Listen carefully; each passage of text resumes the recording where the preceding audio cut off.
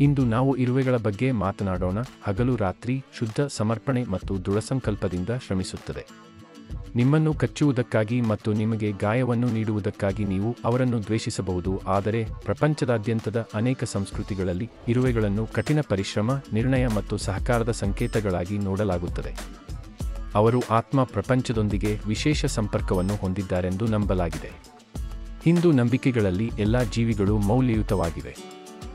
ಭೂಮಿಯ ಮೇಲಿನ ಅನೇಕ ರೀತಿಯ ಜೀವಗಳ ನಡುವೆ ದೇವರುಗಳು ನೆಲೆಸಿದ್ದಾರೆ ಎಂದು ಜನರು ಭಾವಿಸುತ್ತಾರೆ ಮತ್ತು ಅವುಗಳನ್ನು ನೋಡಿಕೊಳ್ಳುವುದು ಮತ್ತು ಸೇವೆ ಮಾಡುವುದು ಒಳ್ಳೆಯದು ಎಂದು ಪರಿಗಣಿಸಲಾಗಿದೆ. ಇರುವೆಗಳಂತಹ ಸಣ್ಣ ಜೀವಿಗಳು ಸಹ ದೈವಿಕ ಆಶೀರ್ವಾದವನ್ನು ಸ್ವೀಕರಿಸುತ್ತವೆ ಎಂದು ಭಾವಿಸಲಾಗಿದೆ. ವೈದಿಕ ಜ್ಯೋತಿಷ್ಯದಲ್ಲಿ ಇರುವೆಗಳಿಗೆ ಆಹಾರವನ್ನು ನೀಡುವುದು ಅದೃಷ್ಟ ಮತ್ತು ಸಮೃದ್ಧಿಯನ್ನು ತರುತ್ತದೆ ಎಂದು ಹೇಳಲಾಗುತ್ತದೆ. ಹಿಂದೂ ಪುರಾಣಗಳ ಪ್ರಕಾರ ಇರುವೆಗಳಿಗೆ ಆಹಾರವನ್ನು ನೀಡುವುದನ್ನು ಮ್ಯಾಜಿಕ್ ಪೆನ್ ಎಂದು ಪರಿಗಣಿಸಲಾಗುತ್ತದೆ, ಏಕೆಂದರೆ ಅವುಗಳನ್ನು ತಿನ್ನುವುದು ಆಸೆಗಳನ್ನು ಪೂರೈಸುತ್ತದೆ ಎಂದು ನಂಬಲಾಗಿದೆ.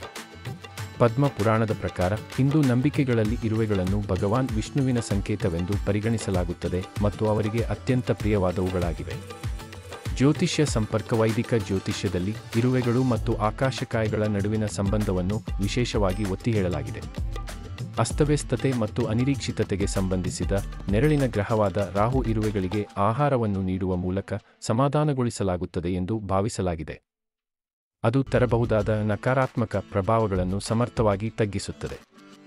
ಉದಾಹರಣೆಗೆ, ಹಠಾತ್ ಮತ್ತು ಅನಿರೀಕ್ಷಿತ ಘಟನೆಗಳು.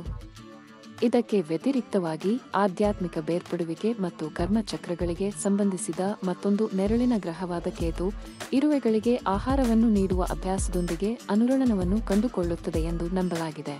ಆಧ್ಯಾತ್ಮಿಕ ಜ್ಞಾನೋದಯಕ್ಕೆ ಮಾರ್ಗವನ್ನು ನೀಡುತ್ತದೆ ಮತ್ತು ಹಿಂದಿನ ಕರ್ಮದ ಸಾಲಗಳ ಪರಿಹಾರವನ್ನು ನೀಡುತ್ತದೆ. ಈ ಜ್ಯೋತಿಷ್ಯ ಸಂಪರ್ಕವು ಸಂದೇಶವಾಹಕರಾಗಿ ಇರುವೆಗಳ ಸಾಂಕೇತಿಕ ಮಹತ್ವವನ್ನು ಒತ್ತಿ ಹೇಳುತ್ತದೆ. ಹೆಚ್ಚುವರಿಯಾಗಿ ಇರುವೆಗಳ ಬಣ್ಣವು ಪ್ರಾಮುಖ್ಯತೆಯನ್ನು ಹೊಂದಿದೆ. ಕಪ್ಪು ಇರುವೆಗಳನ್ನು ಅದೃಷ್ಟವೆಂದು ಪರಿಗಣಿಸಲಾಗುತ್ತದೆ, ಆದರೆ ಕೆಂಪು ಇರುವೆಗಳನ್ನು ಸಂಭಾವ್ಯ ಆರ್ಥಿಕ ನಷ್ಟದ ಸಂಕೇತವಾಗಿ ಕಾಣಬಹುದು. ಅವುಗಳನ್ನು ಹೇಗೆ ಪೋಷಿಸುವುದು? ಇರುವೆಗಳಿಗೆ ಹಿಟ್ಟನ್ನು ಅರ್ಪಿಸುವುದು ಋಣಾತ್ಮಕತೆಯನ್ನು ನಿವಾರಿಸುವಲ್ಲಿ ಮತ್ತು ಧನಾತ್ಮಕ ಶಕ್ತಿಯನ್ನು ಆಕರ್ಷಿಸುವಲ್ಲಿ ವಿಶೇಷ ಪ್ರಾಮುಖ್ಯತೆಯನ್ನು ಹೊಂದಿದೆ ಎಂದು ನಂಬಲಾಗಿದೆ. ಒಬ್ಬರು ಹಿಟ್ಟು, ಸಕ್ಕರೆಯೊಂದಿಗೆ ಬೆರೆಸಿದ ಹಿಟ್ಟು ಅಥವಾ ಹಿಟ್ಟಿನ ಸಣ್ಣ ಚೆಂಡುಗಳನ್ನು ಮಾತ್ರ ತಿನ್ನಬಹುದು. ಈ ಆಚರಣೆಯು ಹಿಟ್ಟನ್ನು ಮೀರಿ ವಿಸ್ತರಿಸುತ್ತದೆ. ಬೆಲ್ಲ ಮತ್ತು ಸಕ್ಕರೆಯನ್ನು ಸಹ ಇರುವೆಗಳಿಗೆ ಅರ್ಥಪೂರ್ಣ ರೀತಿಯಲ್ಲಿ ಆಹಾರಕ್ಕಾಗಿ ಬಳಸಲಾಗುತ್ತದೆ. ಜ್ಯೋತಿಷಿಗಳು ಎಳ್ಳು ಬೀಜಗಳೊಂದಿಗೆ ತಪ್ಪಿದ ಸಕ್ಕರೆಯನ್ನು ಅವರಿಗೆ ತಿನ್ನಲು ಸಲಹೆ ನೀಡುತ್ತಾರೆ.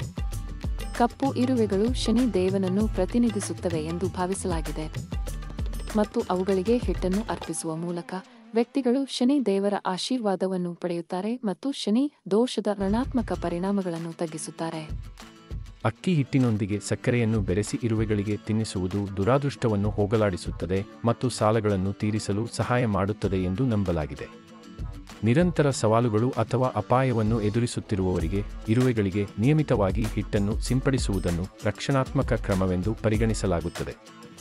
ನಕಾರಾತ್ಮಕ ಶಕ್ತಿಯಿಂದಾಗಿ ಮನೆಯವರು ನಿಯಮಿತವಾಗಿ ಘರ್ಷಣೆಗಳನ್ನು ಅನುಭವಿಸುತ್ತಿದ್ದರೆ ಒಣತೆಂಗಿನಕಾಯಿಯನ್ನು ತುರಿದು ಸಕ್ಕರೆಯೊಂದಿಗೆ ಸೇರಿಸಿ ಇರುವೆಗಳಿಗೆ ಆಹಾರ ನೀಡುವುದು ಸಾಮರಸ್ಯ ಮತ್ತು ಶಾಂತಿಯನ್ನು ತರುತ್ತದೆ ಎಂದು ನಂಬಲಾಗಿದೆ. ಉದ್ಯೋಗಕ್ಕಾಗಿ ಬಾದಾಮಿ ರುಬ್ಬುವುದು ಮತ್ತು ಇರುವೆಗಳಿಗೆ ಪುಡಿಯನ್ನು ತಿನ್ನುವುದು ಉದ್ಯೋಗದ ನಿರೀಕ್ಷೆಗಳನ್ನು ಹೆಚ್ಚಿಸುತ್ತದೆ ಎಂದು ಭಾವಿಸಲಾಗಿದೆ. ಆದಾಗ್ಯೂ ಈ ಆಚರಣೆಗಳನ್ನು ನಿರ್ವಹಿಸುವಾಗ ಇರುವೆಗಳಿಗೆ ಹಾನಿಯಾಗದಂತೆ ಎಚ್ಚರಿಕೆ ವಹಿಸುವುದು ಬಹಳ ಮುಖ್ಯ, ಏಕೆಂದರೆ ಅವರ ಯೋಗಕ್ಷೇಮವು ಅಭ್ಯಾಸದ ಪರಿಣಾಮಕಾರಿತ್ವಕ್ಕೆ ಅವಿಭಾಜ್ಯವಾಗಿದೆ. ಇದು BHI ಕನ್ನಡ ವಾಹಿನಿ. ದಯವಿಟ್ಟು ಲೈಕ್ ಮಾಡಿ ಮತ್ತು ಚಂದಾದಾರರಾಗಿ. ಎಲ್ಲರಿಗೂ ಧನ್ಯವಾದಗಳು.